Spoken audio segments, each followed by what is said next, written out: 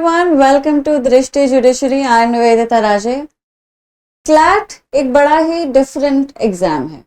इसको प्रिपेयर करने का तरीका भी अलग है और ये सिर्फ आपको नॉलेज के बेसिस पे टेस्ट नहीं करता है, ये इनफैक्ट आपको बाकी स्किल्स पे ज्यादा टेस्ट करता है ना, कि आप कितने पेशेंट थे तैयारी के दौरान, आप कितने फोकस थे, कितने स्ट्रेटेजिकली आपने प्रिपेयर किया, आपकी प्रिपरेशन कितनी स्मार्ट थी, है ना। तो इस स्मार्ट प्रिपरेशन को करने के लिए बहुत जरूरी है कि कुछ बातों का ध्यान रखा जाए।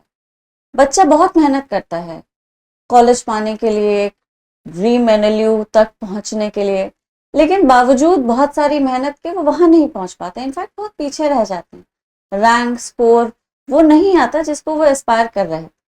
वो इसलिए क्योंकि वो अपनी प्रेप के दौरान कुछ ऐसी गलतियां करते हैं अनइंटेंशनली, जो उनकी रैंक पर, उनके स्कोर पर एक बहुत डायरेक्ट, बहुत फेटल इम्पैक्ट डालता है ना। हालांकि वो गलतियां उन्हें समझ आ जाती हैं कि मैंने क्या गलती की, लेकिन तब तक बहुत देर हो चुकी होती है, तब तक स्कोर भी आ चुका होता है, रैंक भी आ चुकी होती है, जहां वो पहुंचना चाहते थे वहां पहुंच नहीं पाते।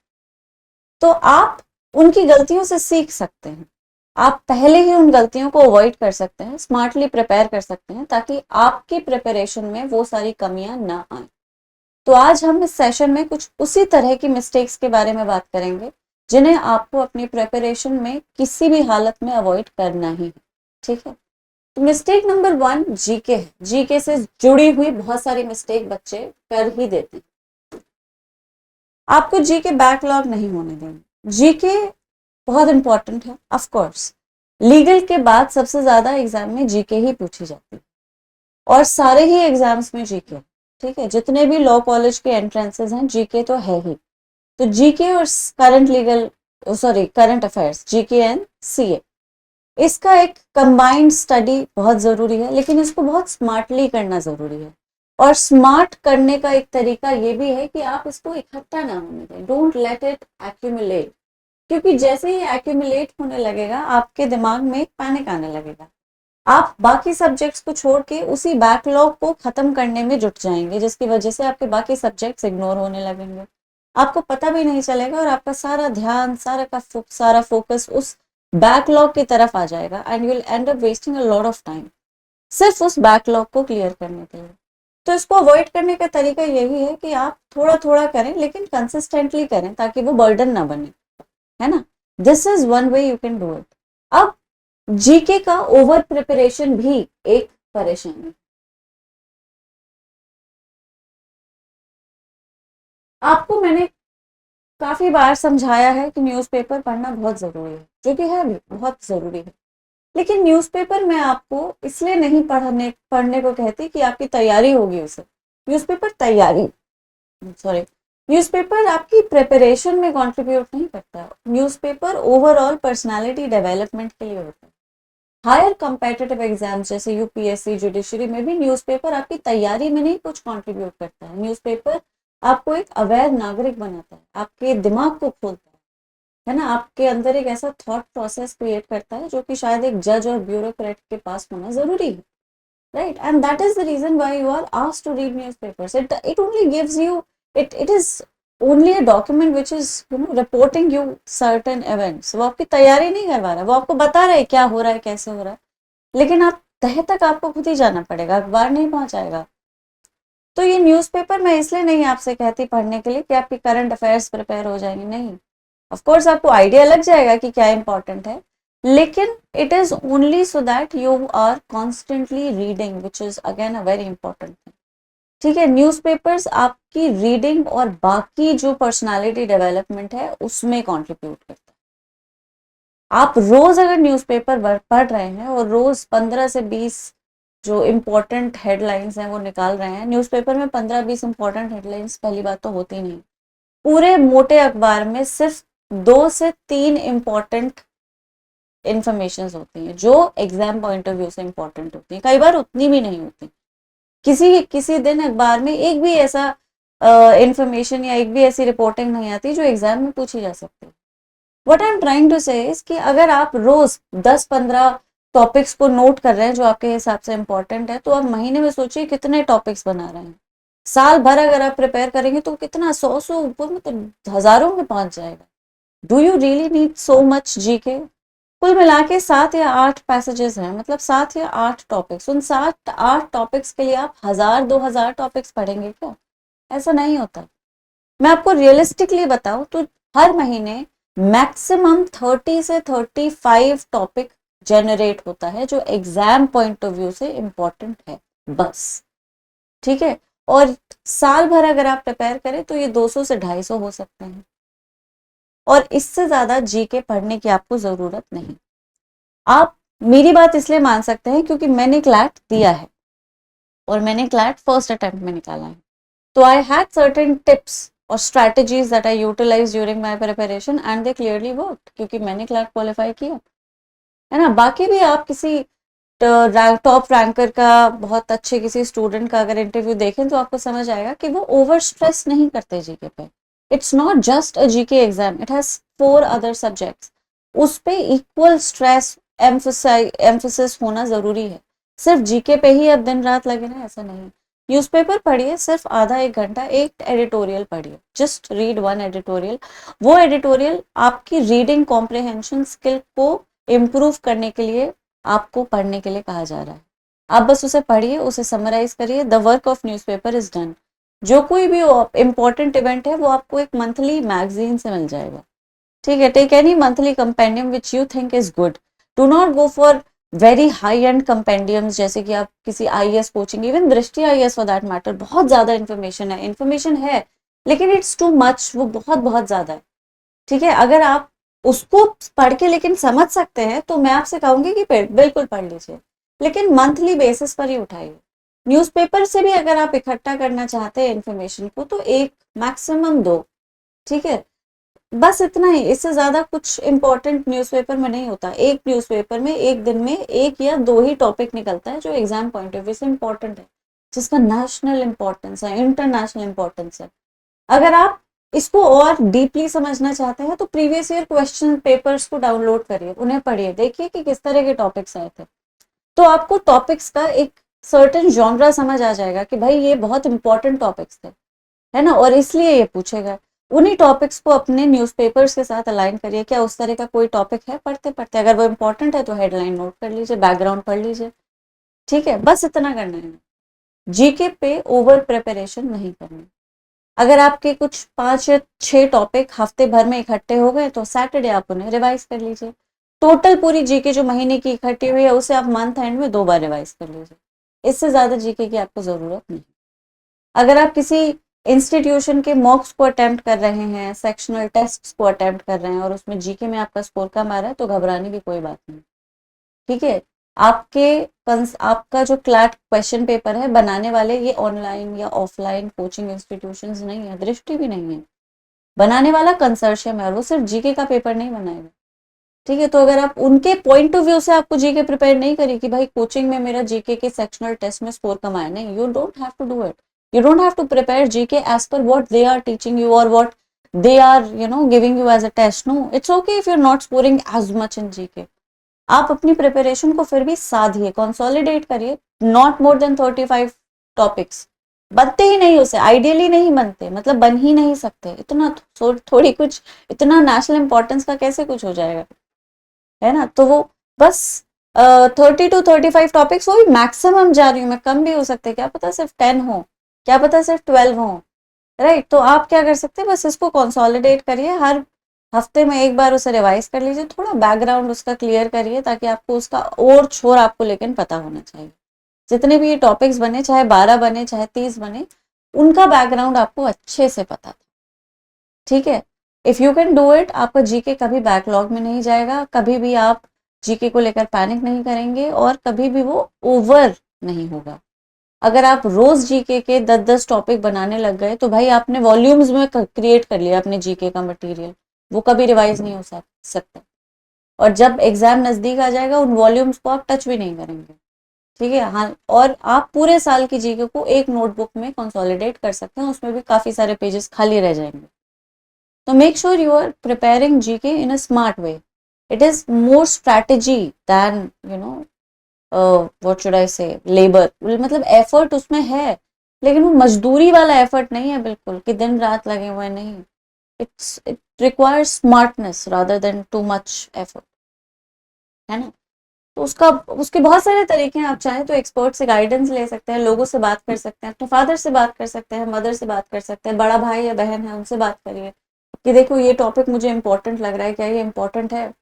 ठीक है, कई बार एकदम से समझने में परेशानी होती है, आप स्कूल के बच्चे हैं, आप इंटरनेशनल नेशनल इंपॉर्टेंस को खुद से शायद एकदम ना समझ पाए, तो अपने किसी बड़े से पूछिए कि बताओ कि मैं मुझे लग रहा है कि ये बहुत इंपॉर्टेंट टॉपिक है, आपको लगता है ये इंपॉर्टेंट है। अगर वो कहते हैं कि हाँ इंपॉर्टेंट है, किस लिहाज से इंपॉर्टेंट है, इसलिए इंपॉर्टेंट है, उसलिए इंपॉर्टेंट है, तो फिर आप उसे पढ़ लीजिए, नोट्स भी बना लीजिए।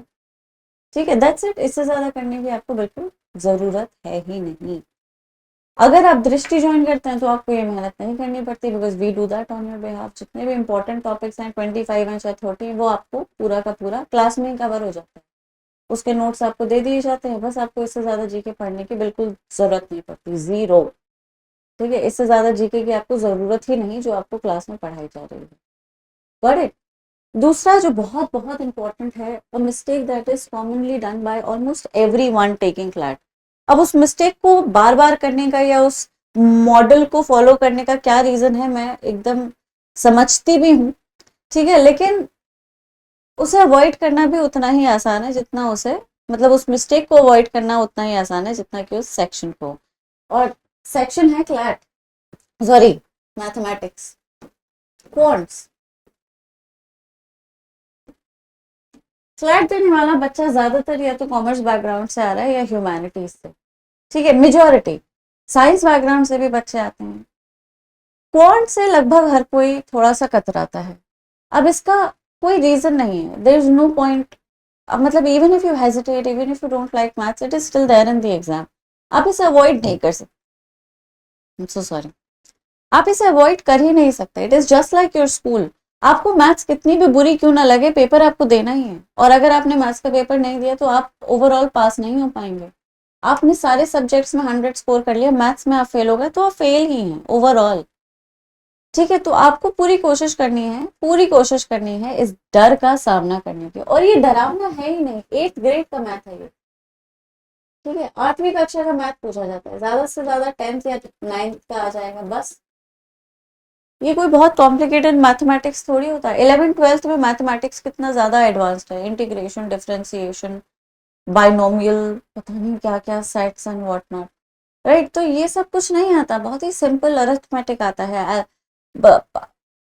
Time, distance, speed, average, profit loss, interest, ये सारी चीजें जो आपने एक बार नहीं कई बार पढ़ी। ठीक है, आपको बस इतना करना है in order to completely get rid of that fear, which if you have it, you need to practice it every day. ये एक बहुत ही this is something that almost no one does. जो वो 0.2-0.3% बच्चा है ना, जो रैंक होल्डर्स होते हैं, बिल्कुल टॉप में पहुंच जाते हैं, वो करते हैं। वो मैथ्स को रोज प्रैक्टिस करते हैं, और आपको भी यही करना है। मैं आपसे ये नहीं कह रही कि पूरा 10-12 सेक्शन, 10-12 पैसेजेस को मैथ्स के प्रैक्टिस कर डालिए, नहीं, दो करिए बस, maximum 2 passages, 10 questions, but practice mathematics every day. ठीक है, जैसे आप अखबार को रोज पढ़ रहे हैं अपनी रीडिंग को सुधारने के लिए, वैसे आपको गणित भी करना पड़ेगा अपनी गणित सुधारने के लिए। मैथमेटिक्स प्रैक्टिस करने से बेहतर हो जाती है। ठीक है, आप कितने भी वीक और कितने स्ट्रांग क्यों ना हो, अगर आप प्रैक्टिस नहीं कर रहे हैं तो आपकी मतलब फिर कोई फायदा नहीं। Right, it requires practice. Mathematics requires practice, and you need to do that practice every day, consistently till the day of your exam. Exam से 2 दिन पहले तक आपकी गणित रोज प्रैक्टिस होनी चाहिए। अगर आप इसे करते हैं, मेरी बात को मान लेते हैं और गणित को रोज एक्चुअली क्वांट्स को प्रैक्टिस करते हैं, तो यकीन मानिए आपको सेलेक्ट होने से कुछ भी नहीं रोक सकता। ठीक है, क्योंकि मुझे पता है बाकी सब्जेक्ट्स आप मैनेज कर लेंगे, the big 3 logical, legal and GK, you will able to manage, वो हो जाता है। लेकिन गणित को, क्वांट्स को पूरी तरह से बच्चे अवॉइड कर देते हैं, इनफैक्ट उसे छोड़ने का ही डिसीजन लेते हैं। अगर आपने छोड़ दिया तो फिर टॉप एनएलयू नहीं मिलेगा, आपको एनएलयू ही नहीं मिलेगा। बहुत बहुत रेयर चांस है कि आप क्वालिफाई भी कर जाएं, और अगर आप कर भी जाते हैं तो बहुत लोअर रैंकिंग या फिर कोई बहुत न्यूली एस्टैब्लिश्ड नेशनल यूनिवर्सिटी आपको मिलेगा, which trust me is not worth that effort. You can go to a private university rather than go to a new NLU, क्योंकि उनका हर चीज एस्टैब्लिश हुआ ही है, they can not contribute to your academic qualification as much as an old NLU can, even a private college can. ये एक professional degree है, law, ठीक है, इसमें आपको इंटर्नशिप्स, एक्सपोजर, प्रैक्टिस, सब चीज की जरूरत है जो एक नया कॉलेज आपको शायद उतनी अच्छे से ना दे पाए। तो इसलिए जरूरी है कि आप एक एस्टैब्लिश्ड पुराने अच्छे कॉलेज में पढ़ाई करें, है ना। नए कॉलेज में जाके ऐसा नहीं कि आप एक बुरे एडवोकेट निकलेंगे, बिल्कुल नहीं, लेकिन कॉलेज आपको उतना कंट्रीब्यूट नहीं कर पाएगा, आपको वही एक्सपोजर नहीं दे पाएगा जो आपको एक अच्छे एस्टैब्लिश, वेल एस्टैब्लिश कॉलेज से मिलेगा, ठीक है। ये तो काफी लॉजिकल भी है, उनका कोई एलुमनाई बेस नहीं होगा क्योंकि वो नया नया आया है, you might be the first or second batch, right? So they might work hard with you on their academic front, लेकिन बाकी की और चीजें, personal, overall moot competitions, debates and what not, यहाँ पे कॉलेज उतना एक्टिव नहीं हो सकता। they require an internship committee or an internship cell, they require a placement cell which takes time to build, alumni base से बनते हैं ये सारे cells, है ना। तो what I'm saying is कि everybody aspires a good college and whoever reaches those good colleges work differently, वो बिल्कुल भीड़ का हिस्सा नहीं है, वो कुछ अलग कर रहे हैं, और वो अलग उनमें से एक ये भी है, वो मैथ्स को डेली प्रैक्टिस कर रहे हैं। तो बर्डन मत करिए, ठीक है, बहुत एक्सेसिवली मत करिए, don't keep doing it for 3-4 hours, no, just give 35-40 minutes to mathematics every day if you are serious about qualifying CLAT, that is, ठीक है।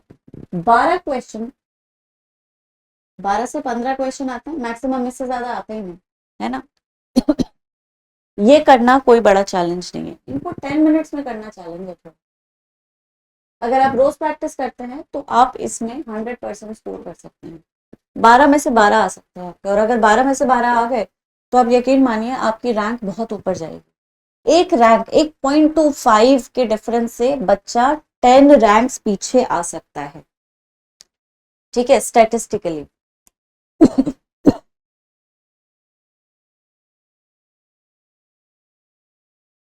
सिर्फ 0.25 के डिफरेंस से। तो सोचो अगर तुमने 12 नंबर छोड़ दिए तो तुम कितना पीछे आ सकते हो, ठीक है। और इस सेक्शन में आप फुल स्कोर कर सकते हैं, बाकी सब कुछ रीजनिंग है, लेकिन ये pure solution, you can score full in this, so just do this, practice mathematics every day, ठीक है। find yourself somebody who can guide you, अगर आपने किसी इंस्टीट्यूशन को ज्वाइन कर रखा है तो आपके पास ऑलरेडी मेंटोरशिप है, उनसे मदद लीजिए, लेकिन मैथमेटिक्स को, क्वांट्स को रोज प्रैक्टिस कीजिए, ठीक है। तीसरी एक चीज जो कि बच्चे करते हैं वो ये है कि मॉक्स देते हैं लेकिन एनालाइज नहीं करते, टेकिंग मॉक विदाउट एनालिसिस।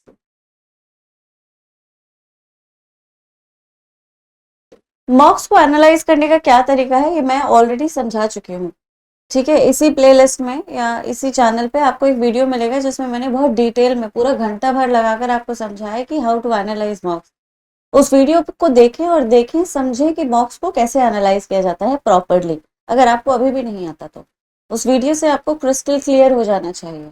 लेकिन आप यकीन मान के चलें, if you are taking a mock and not analysing it, you are practically wasting a mock, there is just no point, might as well not take it at all, right? So but you imagine you're in a class, so you work very hard, and at the end of your effort, your, you know, teacher refuses to evaluate your note answer sheet. What is the point? If there's no evaluation, how will you even, how will you even determine who performed how, किसने कैसा perform किया, और किसकी क्या rank थी, किस बच्चे के कितने परसेंट मार्क्स हैं, how will you able to, how will you be able to figure it out? You cannot. It requires evaluation and analysis is exactly that. मुझसे एक दिन में इतने सारे मेरे पास परेशानियां लेकर आ जाते हैं बच्चे की, मैम स्कोर जो है वो 30 पे अटक गया है, 40 से बढ़ नहीं रहा, 50-60 पे अटक गया है, कैसे कैसे इम्प्रूव होगा, क्यों अटक गया है? तुम्हें पता है क्यों अटक गया, तो मुझे कैसे पता होगा? भाई मेरे सामने थोड़ी मॉक दिया गया, आपको पहले खुद समझना होगा कि स्कोर क्यों अटका है। Analyzing doesn't mean how you performed. Analyzing is, what mistakes did you make. अगर आपका परफॉर्मेंस 90 बहुत अच्छा है तो उसे आप और बेटर कैसे कर सकते हैं, एनालिसिस आपको बताएगा। अगर आपका परफॉर्मेंस एवरेज है तो आप उसे बेटर कैसे कर सकते हैं, अगर खराब है तो खराब क्यों है। एनालिसिस बेसिकली आपको आपकी गलतियों के बारे में बताता है, उन गलतियों पर रोशनी डालता है।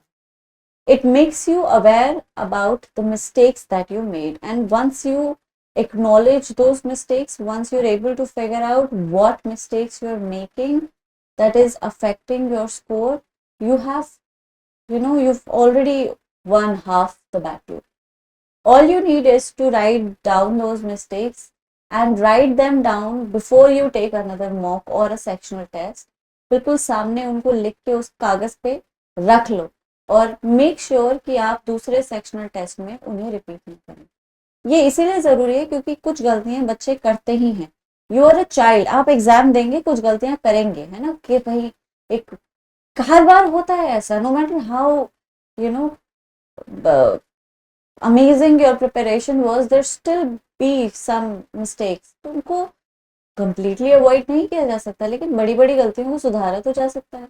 ये 5 गलतियां आपने सुधार ली तो आप नेक्स्ट मॉक में और 5 गलतियां करेंगे, अगर ये नहीं सुधारी तो वो 5 5 10 हो जाएंगी, तीसरे मॉक में वो 15 हो जाएंगी, चौथे में वो 20 हो जाएंगी। ठीक है, लेकिन अगर आप सुधारते चलेंगे तो हर मॉक में आप अपनी गलतियों को सुधारते चलेंगे, you'll be able to improve on the earlier mistakes and you will definitely make new mistakes but you can rectify them as well.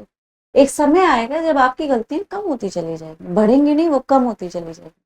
तो हमारा ऑब्जेक्टिव जो है एनालिसिस के थ्रू यही होता है कि मिस्टेक्स बच्चे की कम होती जाएं। और वो होंगी कैसे, जब आप रियलाइज करेंगे, समझेंगे कि मिस्टेक्स हैं क्या, और एनालिसिस आपको यही बताता है। ठीक, तो अगर आप मॉक दे रहे हैं, सेक्शनल टेस्ट भी अगर आप दे रहे हैं, एनालाइज नहीं कर रहे हैं, तो आप कुछ नहीं कर रहे। जरूर ऐसा करना है, जैसे ही आपने मॉक दिया या सेक्शनल टेस्ट दिया, आपने कौन सा क्वेश्चन गलत किया है ये आपको समझना होगा कि कैसे गलत हो गया, क्यों गलत हो गया, आपका आंसर गलत क्यों है और दूसरा जो आंसर है वो सही क्यों है, आपने क्या रीजन अप्लाई किया जिसकी वजह से आंसर सही नहीं निकला, और क्या रीजन है जिसकी वजह से दूसरा आंसर सही है। ठीक है, कई बार सिर्फ फोकस और डिस्ट्रैक्शन, लैक ऑफ फोकस और डिस्ट्रैक्शन की वजह से गलती हो जाती है। जैसे कोई पर्टिकुलर पॉइंट है आपने मिस कर दिया है ना अपनी रीजनिंग में, और वही पॉइंट था जो आंसर का बेसिस था, and you missed it because you were too quick और you were not as focused as you should have been. Right, so the analysis would tell you if your focus was lacking or if it was any other kind of mistake, and you can stop doing it, you can prevent that from happening again. But it can only happen if you analyze. If you're not analyzing, like I said, there's just no point. ठीक है, ये जो rank holders होते हैं एक एक mock को analyse करते हैं, एक एक मॉक को। ये थोड़ा रिडंडेंट है प्रोसेस, लेकिन अपनी तैयारी के लिए, एनएलएस के ख्वाब को पूरा करने के लिए इतनी मेहनत तो आपको करनी पड़ेगी। ठीक, दूसरा, नॉट रीडिंग इनफ और नॉट रीडिंग प्रॉपरली।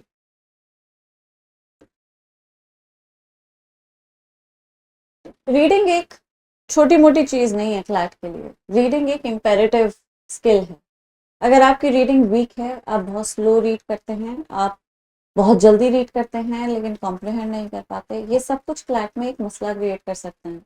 या तो आप पेपर बहुत गलत अटेम्प्ट कर देंगे या फिर पेपर आप छोड़ देंगे। जल्दी जल्दी की वजह से आप बहुत सारे क्वेश्चन कर अगर लेते हैं तो गलत होंगे, एक्यूरेसी नहीं होती है। ठीक है, तो comprehension and reading, because reading is not just a single problem, slow reading, it's actually a multi-fold thing which I will discuss in another session. Reading पे कैसे काम कर सकते हैं ये हम दूसरे सेशन में बात करेंगे। The point is that reading needs practice, you have to read. ठीक है, और रीडिंग को करने का क्या तरीका है, रीडिंग को करने का यही तरीका है कि आप न्यूज़पेपर पढ़ेंगे, एडिटोरियल सिर्फ एक, मैक्सिमम 2, अगर आपको कोई अच्छा और लग रहा है तो दूसरा भी पढ़ लीजिए, एडिटोरियल पढ़िए, उसको समराइज करिए। सिर्फ अखबार को पढ़ना नहीं है, मैंने बताया ना, अखबार आपकी तैयारी के लिए नहीं है, अखबार आपकी पर्सनालिटी डेवलपमेंट के लिए है। तो पर्सनालिटी डेवलप कैसे होगी, जब आपने अखबार को ठीक से पढ़ा है, और ठीक से ऐसे ही पढ़ा जाता है। आप धूप में चाय के साथ अखबार जैसे आपके फादर या दादाजी पढ़ते वैसे नहीं पढ़ सकते, आपको अखबार एक स्टूडेंट की तरह पढ़ना होगा। आप टेबल पे कुर्सी पे बैठ के अखबार को पढ़ेंगे, जो आपने पढ़ा है आप उसे समराइज करेंगे। ये समरी आपका नोट नहीं है, लेकिन ये आपके कॉम्प्रिहेंशन को इम्प्रूव करने का तरीका है। ठीक है, if you are not doing it, you are not reading a newspaper properly. Don't read the entire newspaper. Do not read it. Just read 1-2 editorials. This is something you can very easily do. ठीक है, national importance international importance से जुड़ी कुछ खबरें पढ़ ली, अच्छी बात है। अगर आपको लगता है कुछ इंपॉर्टेंट है तो जस्ट प्रिपेयर कर लीजिए, एक आध दो एडिटोरियल पढ़ के उसको समराइज कर लीजिए, आपकी रीडिंग की प्रैक्टिस उतनी बहुत है।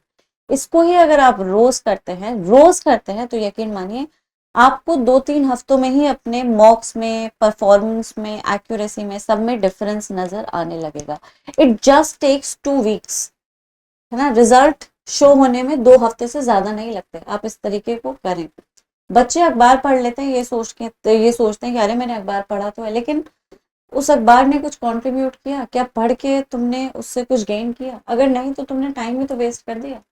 आपने जो भी कुछ प्रैक्टिस करना शुरू किया है, it has to contribute to your preparation. If it is not contributing, you are wasting your effort, right? So even newspapers for that matter need to contribute. How can they contribute? I have already told you. Okay. तीसरी परेशानी, trying to do everything at once. ये एक परेशानी है जो सबके साथ होती है। You cannot do it. This is not possible. Practically नहीं है, ठीक है। आप सब कुछ एक साथ नहीं कर सकते, बिल्कुल नहीं कर सकते। ठीक, आप वो करिए जो पॉसिबल है। Make realistic goals. अगर आप एक रूटीन के साथ, एक प्रॉपर स्ट्रक्चर के साथ प्रिपरेशन कर रहे हैं तो बहुत अच्छी बात, लेकिन वो स्ट्रक्चर अचीवेबल होना जरूरी है। ठीक है, you are a child, you can not study all day, you need air, you need to talk to somebody, you need to go out, और ये सारी चीजें अनअवॉइडेबल।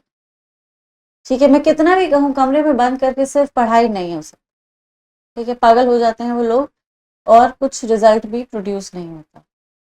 अगर यही बात होती तो यूपीएससी के लिए कितना लाखों बच्चा लगा रहता है। सब तो नहीं बनते IAS PCS, IAS IPS etcetera, कुछ ही बनते हैं, कुछ तो अलग करते हैं। वो भी कमरे में बंद होते हैं, लेकिन वो खुद को सांस लेने का भी मौका देते हैं।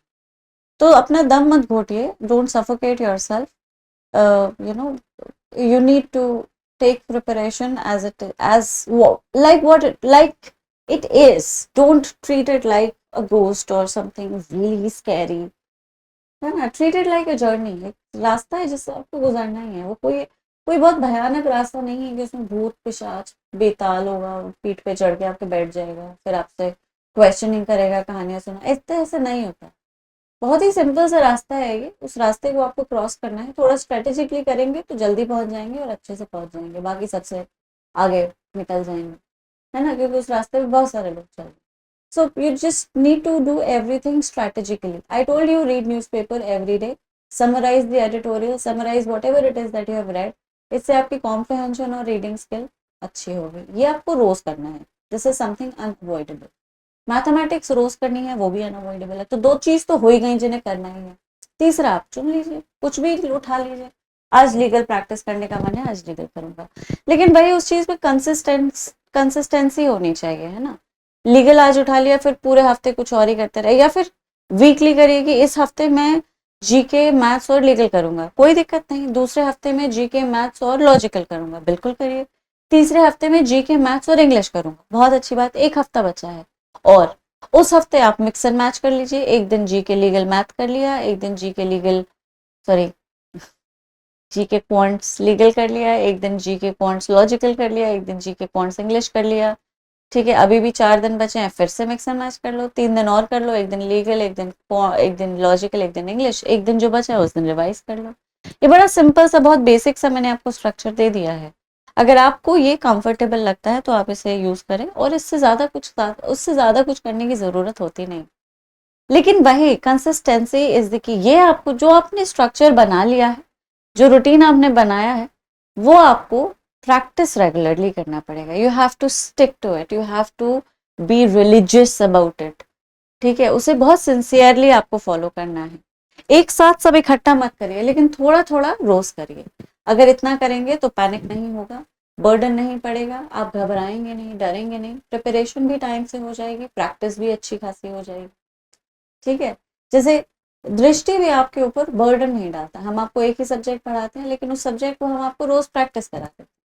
तो आपने क्या करना है, जीके करनी है रोज, क्वांट्स करनी है रोज, जीके मतलब वही न्यूज़पेपर रीडिंग करनी है रोज, क्वांट करनी है रोज, और आपको जो भी आपका सब्जेक्ट चल रहा है वो आपको पढ़ाया जाएगा, उसी दिन आपको वो प्रैक्टिस भी करवा दिया जाएगा, बस आपका हो गया क्लैट का preparation.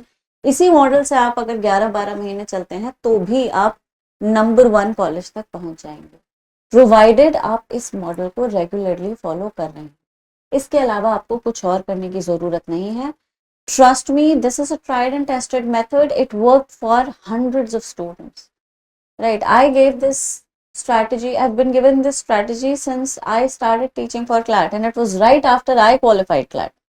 I started taking sessions in various institutes in my city, and I was invited to the coaching where मैंने जहाँ पे क्रैश कोर्स किया था वहाँ पे उस जमाने में एक ही कोचिंग थी जहाँ पे क्रैश कोर्स होता था। क्लैट उतना पुराना नहीं था, बहुत नया नया एग्जाम था। ठीक है, तो वहाँ पे क्योंकि I was really good at some things and they asked me to take 1 or 2 sessions, तो फिर वो वही ट्रिक्स स्ट्रैटेजीज वो कब से काम कर रही है, 10 साल हो गए उनको काम करते करते, तो आपके लिए भी करेंगे, है ना। बस आपको वो माननी है,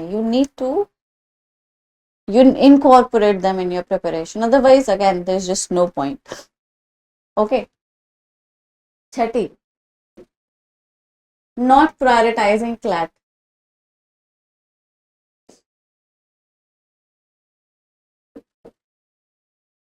फ्लैट को प्रायोरिटी रखने का मतलब ये मैं नहीं कह रही, जैसे आई didn't ask you to lock your self in a room and come out only to on the day of your exam, no, it's not that, I am not saying that, but CLAT has to be a priority every day over everything. आपके mood swings, आपके attachments, आपके relationships, आपका friend circle, है ना, ये सबके ऊपर CLAT होना चाहिए।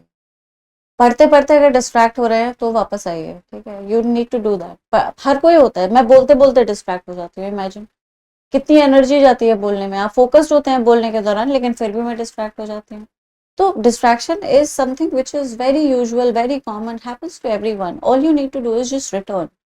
ठीक है, चलते चलते कई बार ध्यान नहीं रहता, कुछ कर रहे थे भूल जाते हैं, लेकिन वापस से करना शुरू कर दीजिए, कुछ नुकसान नहीं होता उसमें। So if you're doing, if you're studying, if you're practicing, and if you get distracted, just use your willpower and come back to it, कोई दिक्कत नहीं। आप वापस आज आने लगोगे, अपने आप को घंटे 1.5 घंटे तक डिस्ट्रैक्टेड ही नहीं रखोगे, मिनटों में सेकंड्स में वापस आ जाओगे, तो धीरे धीरे दिमाग डिस्ट्रैक्शन भी त्याग देगा, है ना। तो ये प्रायोरिटी देना जरूरी है, ये हो गई डिस्ट्रैक्शन। बाकी देखो, attachment, you are a child, I am talking to you in a very what should I say, matlab what I'm telling you is experience. Whatever it is that is happening right now, whether it is an attachment related issue or a relationship related issue or a friendship related issue, everything will solve on its own. लेकिन अगर आपने उसे CLAT के ऊपर priority दे दी तो आपका CLAT भी रह जाएगा, वो इशू भी रिजॉल्व नहीं होगा। हर चीज को थोड़ा सा ठंडे बस्ते में डाल दीजिए, उसे बक्से में बंद कीजिए, चाबी लॉक करिए और उसे थोड़ी देर के लिए छुपा दीजिए। क्लैट देने के बाद मैं इस चाबी को खोलूंगा। अगर अगर वो मतलब after you taken CLAT, after you reach a good college, nothing else really matters, nothing matters at all, trust me. इस समय अच्छे कॉलेज तक पहुंचना बहुत जरूरी है, बहुत लंबी जिंदगी है, दोस्तियां, रिलेशनशिप्स, अटैचमेंट्स एक एक नहीं कितने ही आएंगे, है ना। एक पेड़ बढ़ते हुए हवा लगती ही है पेड़ को, आपको भी लगेगी, लगातार लगेगी, आज नहीं लगी तो कल लगेगी, ठीक है। तो इसमें कोई बड़ी बात नहीं है, जो छूट गया वो छूट गया, आगे बहुत मिल जाएगा, है ना। तो ये सब, इन सारी चीजों को हावी नहीं होने देना है। हावी होने का बस वही तरीका है, हावी ना होने देने का बस वही तरीका है कि आप ध्यान रखिए आपके लिए इम्पोर्टेंट क्या है। क्लास में कुछ बच्चे होते हैं जो पढ़ने में बहुत अच्छे होते हैं, कुछ बच्चे होते हैं जो ठीक ठाक होते हैं, कुछ बच्चे बहुत ही पुअर होते हैं, बस प्रायोरिटी का डिफरेंस है। जो बच्चे बहुत अच्छे होते हैं उनके लिए पढ़ाई के ऊपर कुछ होता नहीं, वो अपनी सारी एनर्जी पढ़ने में चैनलाइज करते हैं, तो पढ़ाई उनकी निखर जाती है। जो बीच के बच्चे होते हैं एवरेज, शायद वो उतने ही अच्छे हैं जितने रैंक होल्डर्स हैं, बस क्योंकि उनकी पढ़ाई प्रायोरिटी नहीं है, इधर उधर उनका दिमाग लगा रहता है, तो उनका सारा का सारा एनर्जी पढ़ाई में नहीं आता और उनका स्कोर उस चीज को दर्शाता है। कुछ बच्चे जो बिल्कुल ही खराब होते हैं, पढ़ना ही नहीं चाहते हैं, ठीक है, वो पढ़ना ही नहीं चाहते, भाई वो पढ़ना ही नहीं चाहोगे तो पढ़ाई में नंबर कैसे आएंगे। तो देख लो कि तुम्हारे लिए इंपॉर्टेंट क्या है, जिस चीज के पीछे हाथ धो के पड़ जाओगे वो मिल जाएगी, 100% मिल जाएगी। तो तुम देख लो कि आपको किस चीज के पीछे पढ़ना है, पढ़ाई के पीछे पढ़ेंगे तो नंबर आएंगे ही, कोई ताकत आपको स्कोर करने से रोक नहीं सकती, NLS नालसार पहुंचने तक नहीं रोक सकती। ठीक है, नालसार से मैंने अपना मास्टर्स किया, trust me it is worth all the hype that you get, all the hype. आप जितना भी पढ़ते हैं इधर उधर सब कुछ, वो पूरा हाइप डिजर्व करता है वो कॉलेज, बेस्ट कॉलेज है, बहुत ही बेहतरीन।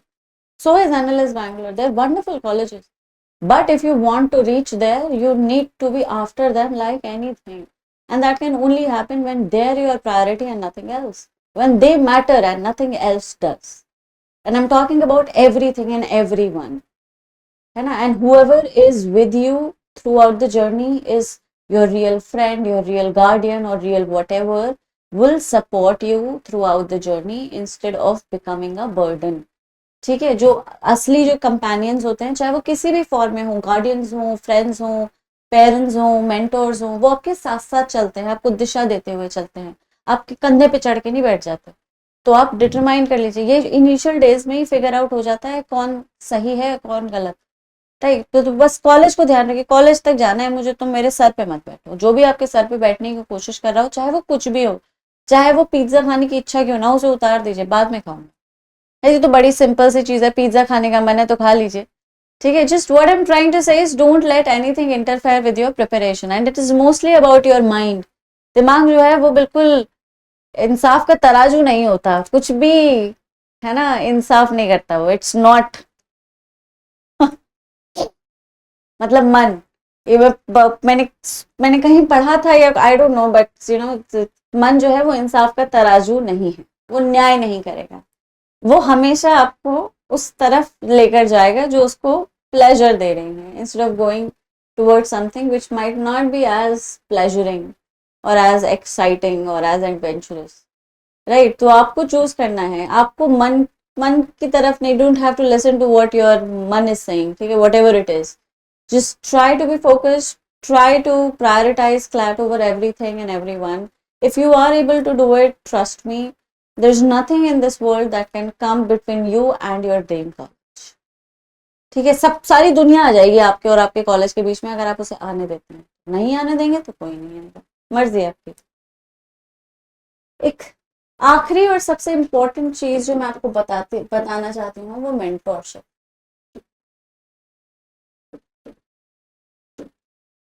तो ये महायुद्ध के विजेता अर्जुन, संसार के सर्वश्रेष्ठ धनुर्धर, कृष्ण के बिना युद्ध नहीं जीत सकते, ये बात आप सब जानते हैं, है ना। तो गाइडेंस लाइफ में कितना जरूरी है, ये यहाँ से आप समझ सकते हैं। ये महायुद्ध नहीं है, मैं कृष्ण नहीं हूँ ऑब्वियसली, लेकिन ये फिर भी एक जर्नी है, और यहाँ पे आपको एक गाइड की जरूरत है। ये एक एप्टीट्यूड का एग्जाम है, अगर सिर्फ नॉलेज, प्योर नॉलेज या प्योर थ्योरी होता तो पढ़ पढ़ा के आप किसी ना किसी तरह से शायद दे ही देते। राइट, लेकिन क्योंकि यहाँ पे एप्टीट्यूड की जरूरत है और बाकी एंसिलरी स्किल्स की जरूरत है, गाइडेंस की जरूरत है, क्योंकि आप बहुत हर चीज आपको बहुत स्ट्रैटेजिकली करनी है।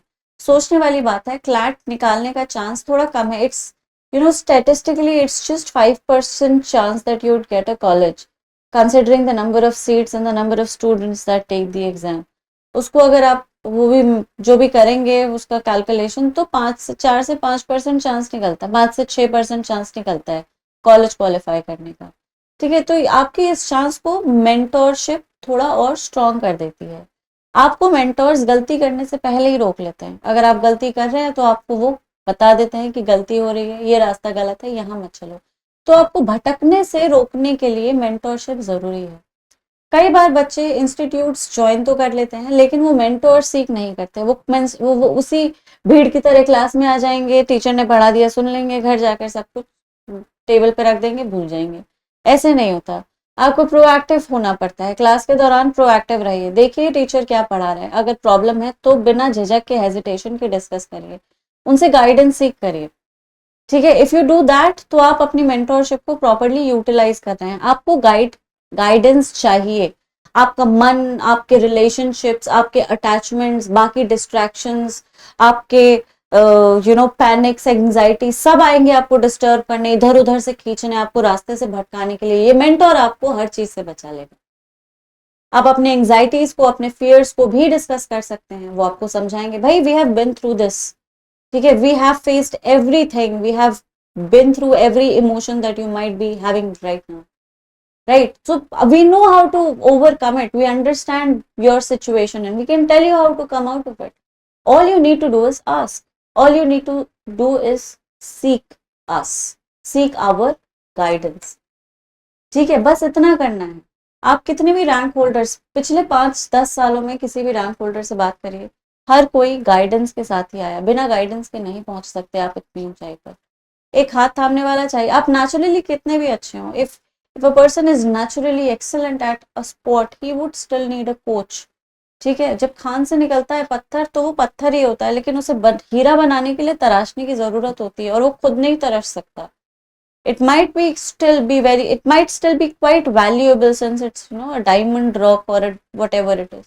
लेकिन फिर भी अगर उसको तराश दिया जाए, उसको एक कट दे दिया जाए, उसको और खूबसूरत कर दिया जाए, जो कि एक तराशने वाला ही कर सकता है, एक्सपर्ट ही कर सकता है, तो उसकी वैल्यू मल्टीपल टाइम्स हो जाएगी. तो आप यही देख लीजिए कि आप रॉ फॉर्म में रहना चाहते हैं या फिर आप रिफाइंड होना चाहते हैं. एक्सपर्ट गाइडेंस आपको रिफाइनमेंट की तरफ ले जाती है ना. तो ये this is what makes all the difference. And students who do not seek mentorship, students who try to do everything on their own, suffer a lot. They might be able to qualify a college, but it is very difficult to get into a top one.